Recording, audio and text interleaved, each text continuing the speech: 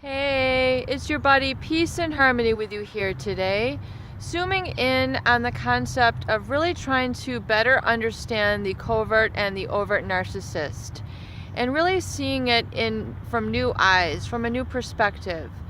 The cardinal aspect, really one of the most distressing, I would say, personality traits that the people who are in relationships with a covert or overt narcissist describe is the feeling that this person constantly has to be the one in control, the one who is in power. So knowing this to be the case and realizing and identifying that this incessant, intoxicating need to be constantly in power and in control of others is a mask, is a facade, is a false identity that they have adhered to on a daily basis. And as Sam Vatkin says, it's an insatiable need, like an alcoholic has for alcohol. They can never ever get enough. They never feel satiated in their need for being in control and their need for power. In fact, they have an incessant fear of losing control. They have an incessant fear of losing power. They are very uncomfortable with the idea of certain spontaneity and letting go of their facade and their need to be an image that they present as always in control. That's got to be extremely exhausting, wouldn't you say? Well, this narcissist, if we really look at it and we really try to understand the disorder, this person in essence is almost addicted to power, the way an alcoholic is addicted to alcohol.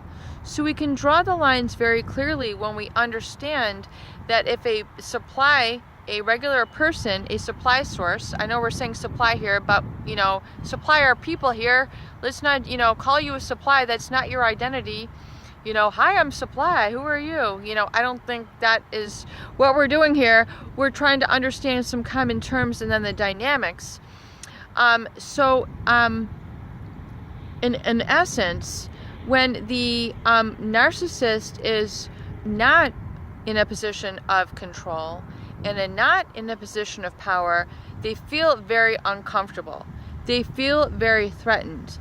They feel afraid. They have a fear of not being in control. And so it's like they're really holding on to that for their dear life.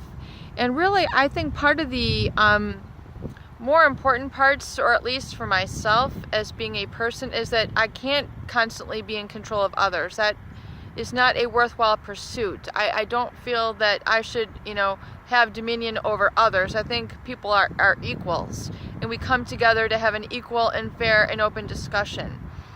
So, understanding this mentality, this disorder in the covert and overt narcissist, to have an incessant need for control, an incessant need for power, that they're essentially almost addicted to it. So an addict will do anything to get their drug, correct? We've heard about, in the news, we see the heroin addicts, we see the meth addicts, we see the alcoholics, we see the cocaine addicts, and how their life will be in shambles. They'll do anything, they'll act unlawfully in order to secure their drug supply. Interesting, we're starting to see a correlation here. They will, sell off their property. They will, steal. They will lie. They will break the law. They will be disruptive in relationships to secure their drug of choice, whatever it is: alcohol, heroin, cocaine, methamphetamine, whatever all those things are. So the narcissist is inherently addicted and requires that feeling of control. They do not want to let it go. They covet that position of being the one in control, of being in power.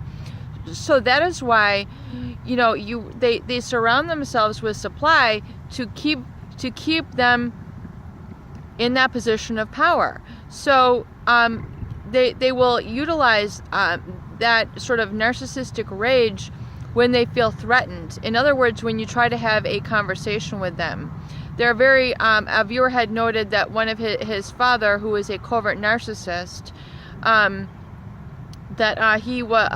other colleagues and business associates had mentioned that you can't really argue with this person.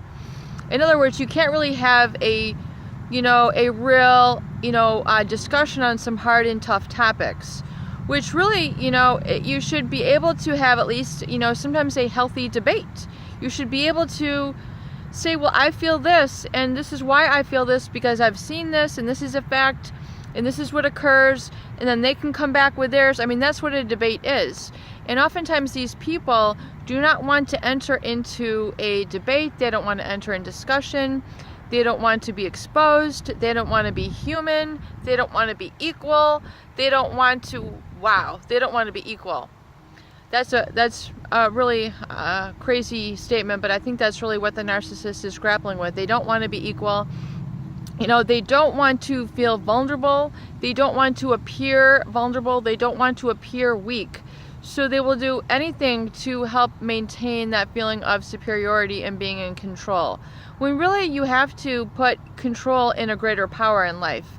Our divine creator. And I'm not just getting religious here, but really, we have to put our trust in something greater than ourselves. Do you see what I'm saying? I mean,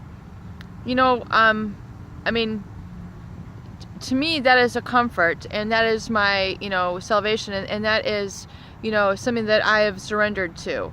But I think really the narcissist has a very difficult time surrendering this, and in essence is addicted to control and power.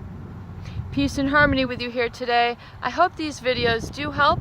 Please share and please subscribe for more great tools, videos, discussion, and support.